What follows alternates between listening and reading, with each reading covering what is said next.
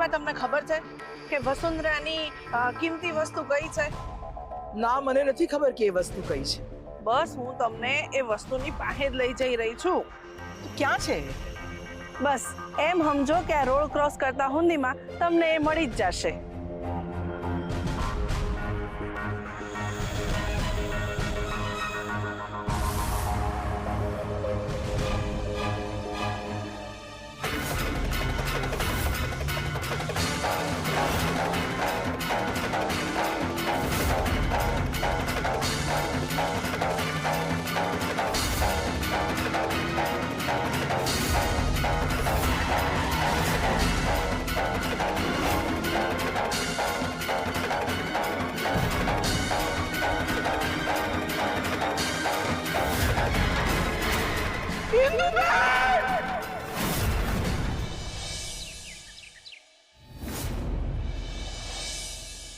ઇન્દુબેન સાથે જે થયું છે ને એ બરાબર થયું છે.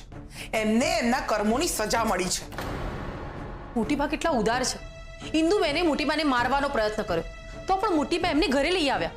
મોતીબાનો સ્વભાવ મીરા, મોતીબાનો સ્વભાવ. બાકી ઇન્દુ તો હોસ્પિટલમાં જ પડી હતી, એ પણ કોમામાં. પણ મોતીબા એને ડિસ્ચાર્જ અપાવીને આપણા ઘરમાં લઈ આવ્યા.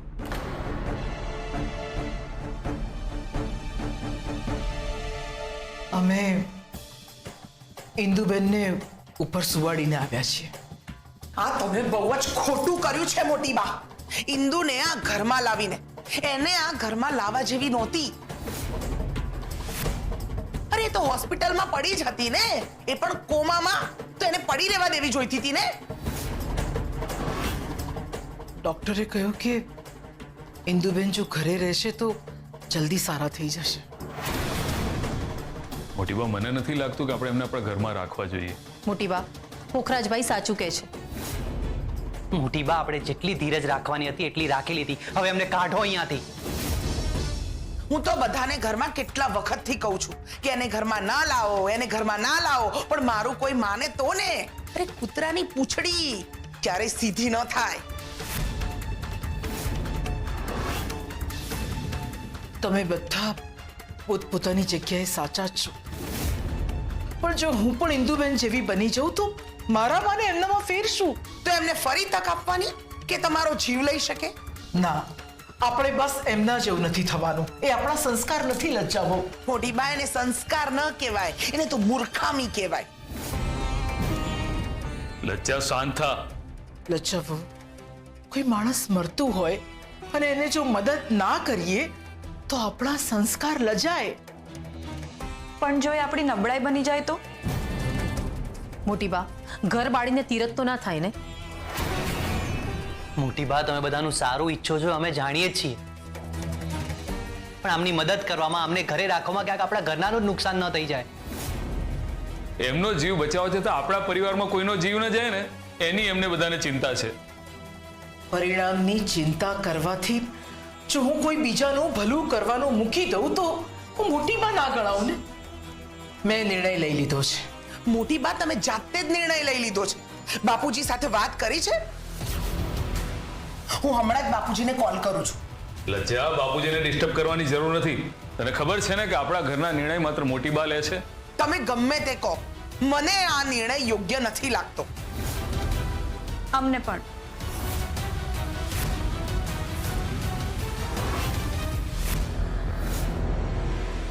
ઠીક છે, તમને બધાને એમ લાગે છે ને કે હું આ ઘરમાં મનમાની કરું છું, વડીલ હોવાનો ગેરલાભ ઉઠાવું છું? તો કઈ વાંધો નહીં, હું ઇન્દુબેનને અહીંયાથી લઈને બીજે રહેવા જતી રહીશ. બસ. નહીં, મોટીબા, આ તમે શું બોલી રહ્યા છો? ચિરાગ, હું કોઈના પર બળજબરી કરવા નથી માંગતી, પણ હું ઇન્દુબેનને એકલા તો નહીં જ મૂકું. પણ મોટી બા, પરી, હજી મારી વાત પૂરી નથી થઈ. એમણે જ તમારા બધાની સામે ચેલેન્જ આપી હતી ને કે 1 મહિનામાં હું એમને સુધારીને બતાવું. તમે લોકો ઈચ્છો છો ને કે હું ચેલેન્જ હારી જાઉં? સારું, ત્યારે. હા મોટીબા, તમારા આ નિર્ણય સાથે હું સહેમત છું. મોટીબા, અમે તમને ક્યારે હારવા નહીં દઈએ. હા મોટી બા, જો વાત હાર જીતની જ હોય ને તો હું અને મારો આખો પરિવાર તમારી અને તમારા સંસ્કારની સાથે છે.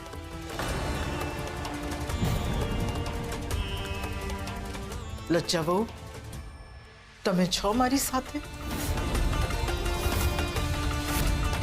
તમે સારી રીતે જાણો છો મોટી બા કે હું તમારાથી દૂર નહીં રહી શકું. એટલે મારું મન હશે કે નહીં હોય, પણ તમારે ક્યારેય નીચું જોવું પડે એવું તો હું ક્યારેય નહીં ઈચ્છું. બસ, મારો આખો પરિવાર મારી સાથે છે. હવે આ ચેલેન્જ પૂરી કરતા મને કોઈ નહીં રોકી શકે. આપણે બધા સાથે મળીને ઇન્દુબેનને સાચા પણ કરીશું, એમને કોમામાંથી બહાર પણ કાઢીશું.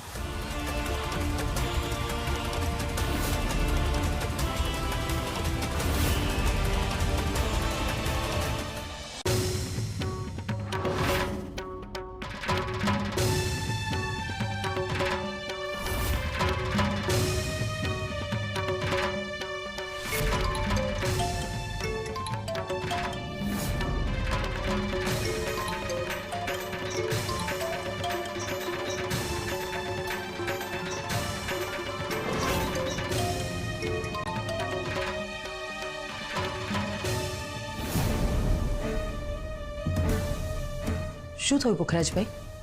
એને મેં ચોથી વાર કોલ લગાવ્યો, એ કોલ રિસીવ જ નથી કરતો. ખબર નહીં અચાનક બંને જણા ક્યાં જતા રહ્યા.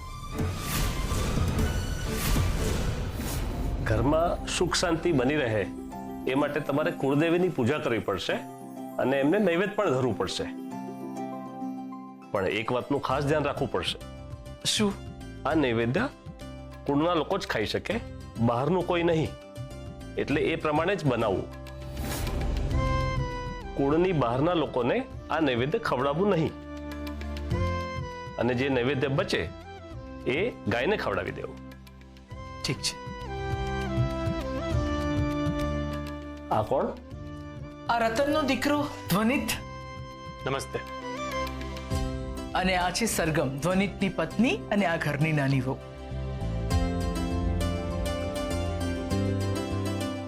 બેટા, આવતીકાલે તારે તારા મોટી બાને નૈવેદ્ય બનાવવામાં મદદ કરવાની છે. આવતીકાલે આપણી કુળદેવીની પૂજા છે, તો સવારે વહેલા ઉઠીને નિવેદ બનાવવાનું છે. ચાલો તો હું રજા લઉં. જી મહારાજ, આપ. જય શ્રી કૃષ્ણ. જય શ્રી કૃષ્ણ.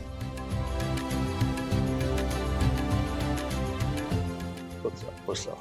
જય શ્રી કૃષ્ણ. જય શ્રી કૃષ્ણ. જય શ્રી કૃષ્ણ.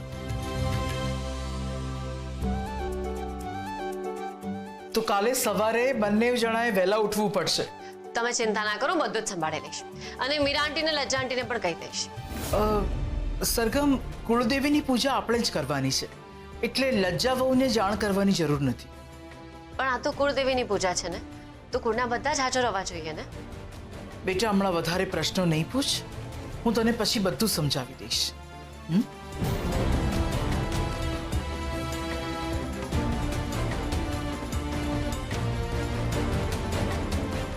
મોટી બા લજ્જા આંટીને આ પૂજા વિશે કહેવાનું કેમ ના પાડી રહ્યા છે? પપ્પા, વેલજીભાઈ કહેતા હતા કે સોનાના ભાવ વધવાના છે. રશિયા અને અમેરિકા વચ્ચે જો સંબંધો ન સુધર્યા ને તો પણ સોનાના ભાવ વધી શકે છે. ને યુદ્ધ થવાના એંધાણ છે, તો સોનાના ભાવ 100% વધશે. તો આપણે અગાઉ માટે અત્યારથી ઓર્ડર આપી દેવો છે સોનાનો. પપ્પા, પપ્પા, હા, શું થયું? તમારું ધ્યાન ક્યાં છે? અહીં જ છે બેટા. હા, અહીંયા ધ્યાન નથી તમારું. આ દાગીનો આ બોક્સમાં નાખવાનો હતો, એની જગ્યાએ તમે આ બોક્સમાં નાખી રહ્યા છો. શું થયું? ધ્યાન ક્યાં છે તમારું? મને આયનની ચિંતા થઈ રહી છે બેટા. એ ફોન જ નથી ઉપાડી રહ્યો અને બંને કોઈને કહ્યા વગર ક્યાંક જતા રહ્યા છે. ઠીક છે, તમારા માટે એ મહત્વનો છે ને, તમને એની ચિંતા છે ને, તો તમે એને શોધો, આ બધું કામ હું કરી લઈશ. એવું નથી બેટા. એવી જ વાત છે પપ્પા, એવી જ વાત છે. તમને એની ચિંતા છે, પણ અમારા વિશે ક્યારે વિચાર્યું તમે? અરે બેટા, ખાલી આયનની વાત નથી. રૂપ અત્યારે પ્રેગ્નેન્ટ છે, એટલે વધારે ચિંતા થાય છે. જો હું આ વિશે કોઈ જ ચર્ચા નથી કરવા માંગતો, મને સમજાઈ ગયું છે કે તમારા માટે પ્રાયોરિટી શું છે, એટલે હું કોઈ ચર્ચા નથી કરવા માંગતો અને ચર્ચા કરવી પણ નથી મારે. ચિરાગ,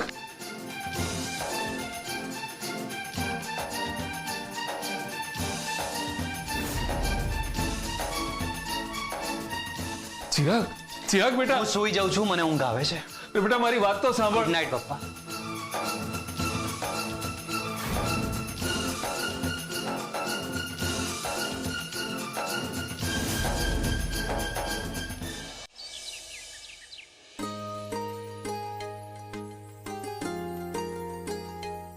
સરગમ, બેટા બહુ જ ધ્યાનથી નિવેદ બનાવવાનું છે અને આ નિવેદ ખાલી કુળના લોકો જ ખાઈ શકશે, બીજા માટે નથી આ.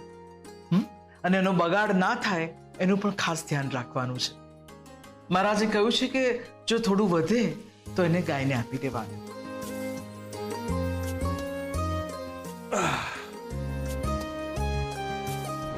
હા, બહુ વહેલા ઉઠી ગયા ને મિસ્ટર ઝવેરી? હા, આજે જરા વધારે ઊંઘ આવી ગઈ. જોયું મોટી બા, તમારા લાડલા દીકરાને એક દિવસ જરાક વહેલું ઉઠવાનું કહ્યું હતું, પણ એ પણ એમનાથી ના થયું. અરે સરગમ, બેટા મને થોડી મદદ કરી લે. પૂજાની સામગ્રી આપણે ગોઠવી દઈએ. હા. પૂજા શરૂ કરવાની છે.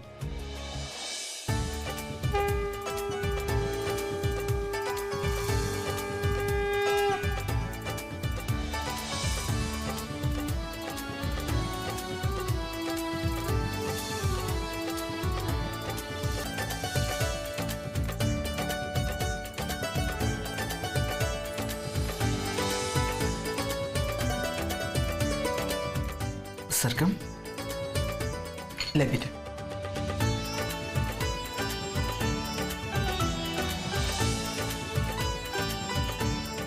મીરા બહુ, અરે વાહ, પૂજા થઈ પણ ગઈ. મને કેમ ના કહ્યું? અરે સવાર સવારમાં શું નાસ્તો બનાવ્યો છે? અમે કુળદેવીની પૂજા કરી છે. તું પણ પ્રસાદ લે. મેં બનાવ્યું છે ને એના માટે. પીલવા બીજી થાળીમાંથી શું કામ મોટી બા? સરગમના હાથમાં જે થાળી છે એમાંથી કેમ નહીં?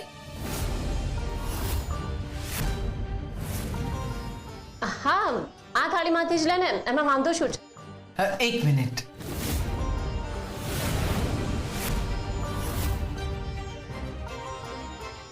આ થાળી તારા અને ધ્વનિત માટે છે અને આ તૈયાર કરી છે ને મેં પરી અને ચિરાગ માટે. મોટી બા, આ થાળીમાંથી કેમ નહીં? થાળી કોઈ પણ હોય, ફરક શું પડે છે?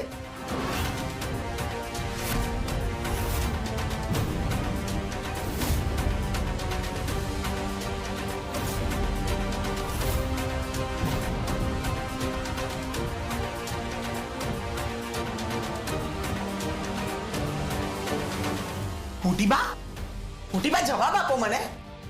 મોટી બા, મોટી બા, મોટી બા, મને કોને કે તમારા મનમાં શું ચાલી રહ્યું છે?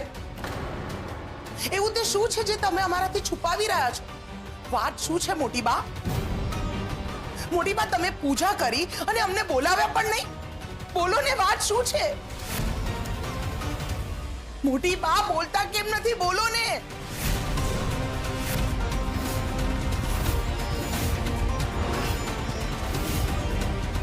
મોટી બા ચૂપ કેમ છે? એમનું વર્તન મને પણ કંઈક અલગ તો લાગે છે. વાત છે શું? બા, મને સમજાતું નથી કે તમે આવું કેમ કરી રહ્યા છો.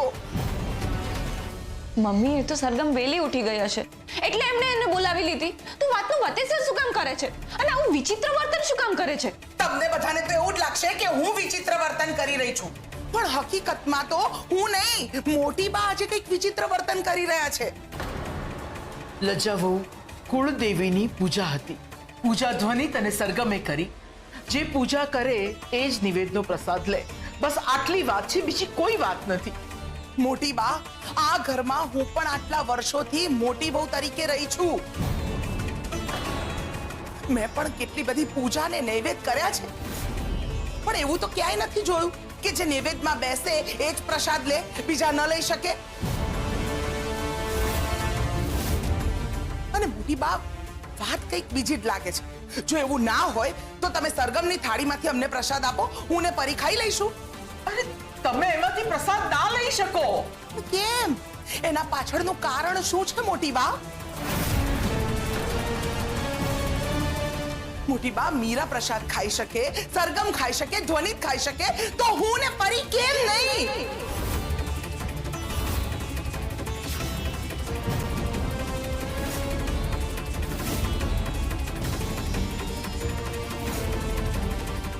બોલો ને મોટી બા, બોલો. હું હાથ જોડું છું લજ્જા વહુ. હું પણ તમને હાથ જોડું છું મોટી બા, કે તમારા મનમાં શું છે? કેમ તમે અમને લોકોને અલગ પાડી રહ્યા છો?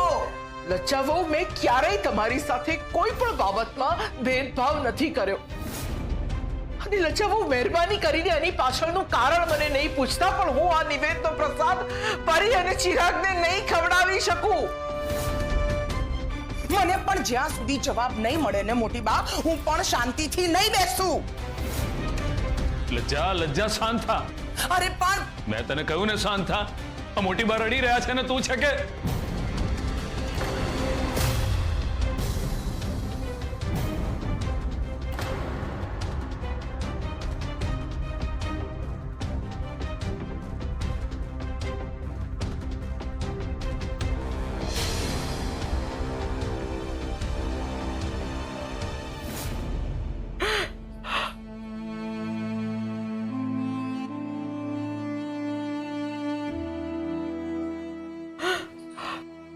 મોટી બા? કહેવાય છે કે ભગવાન બધે નથી પહોંચી શકતો, એટલે એણે માનું સર્જન કર્યું. પણ મારા ભાગ્ય તો જુઓ, મારું ધ્યાન રાખવા માટે સાક્ષાત ભગવાન પોતે જ આવ્યા છે.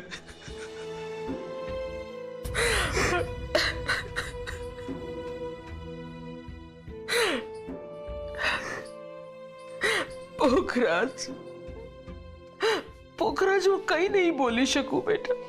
જરૂર પણ નથી મોટી બા. હું આજે ઘણું બધું સમજી ગયો છું કે હું તમારો દીકરો નહીં હોવા છતાં તમને દીકરો બનાવીને રાખ્યો.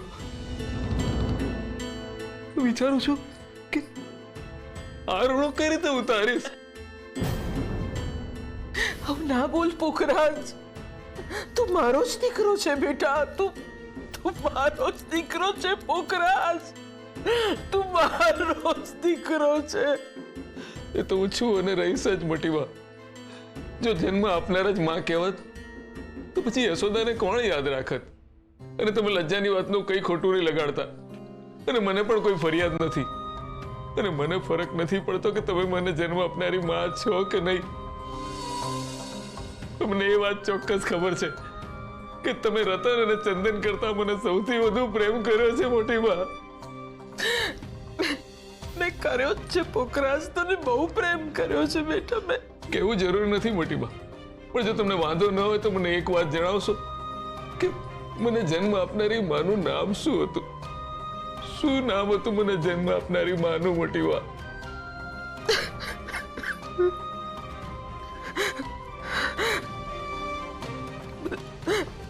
વસુંધરા.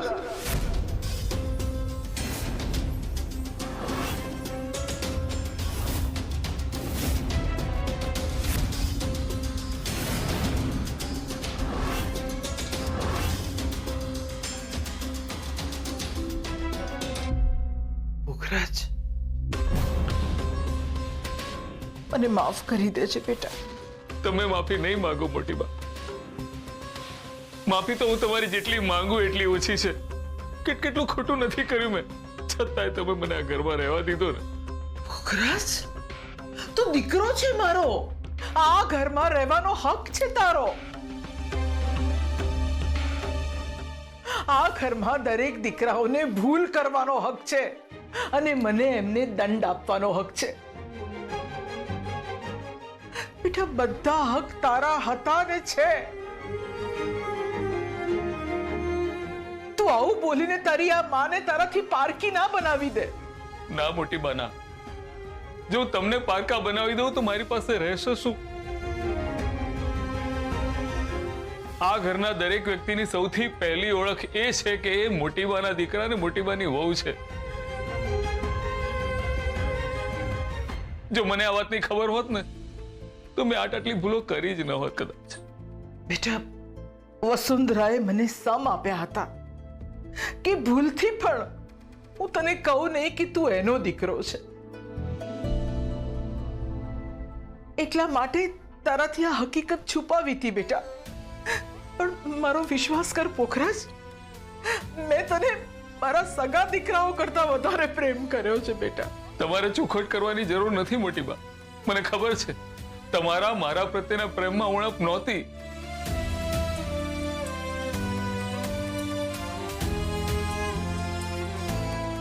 મોટી બા, એટલે તમે અમને નૈવેદ્ય ખાવાની ના પાડી હતી? લજ્જા વહુ, મને મહારાજે ચોખ્ખું કહ્યું હતું કે આ નિવેદ માત્ર કુળના લોકો જ ખાઈ શકે. તમને એટલા માટે ના પાડી હતી. એમાં ભેદભાવની તો કોઈ વાત જ નથી. હું બસ ધાર્મિક નીતિ નિયમોનું પાલન કરી રહી હતી લજ્જાબહુ. મારી ભૂલ થઈ ગઈ મોટી બા. લજ્જા વહુ, તમે આમ હાથ ના જોડો.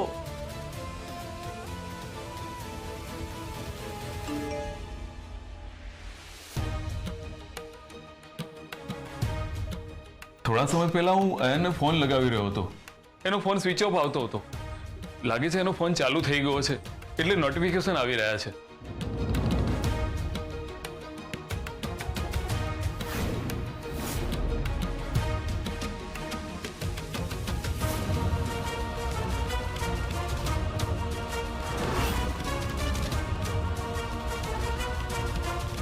શું થયું અંકલ? અયાનો ફોન લાગ્યો? ના, ફોન નથી લાગી રહ્યો. બહુ સમય થઈ ગયો છે. આપણે મોડું ના કરવું જોઈએ. મને લાગે છે કે આપણે પહેલા પોલીસ સ્ટેશનમાં જઈને ફરિયાદ નોંધાવવી જોઈએ.